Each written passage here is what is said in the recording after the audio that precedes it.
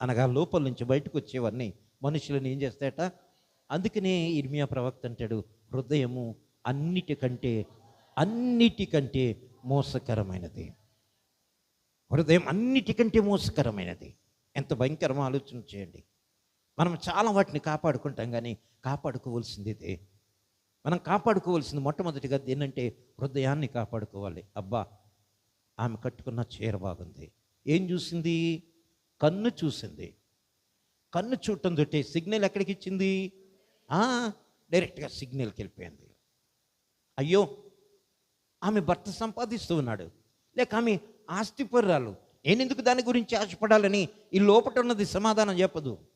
అదేమంటుందంటే కావాలి అంతే. ఇంటికి వచ్చేటప్పటికి సాయంకాలం భర్త వచ్చేటప్పటికి ఏదో ఒకటి మొదలైపోద్ది. ఇంకా అన్నీ మీకు తెలిసింది కాబట్టి చెప్పనులే కదా, మీకు తెలుసు కాబట్టి ఏదో ఒకటి మొదలైపోయేటప్పటికి పాపం యజమాని బాధ. ఏమైపోయింది? కారణం ఏంటి అంటే హృదయము ఏం తీసుకొచ్చింది? ఇప్పుడు భార్యాభర్తల మధ్యలో గ్యాప్.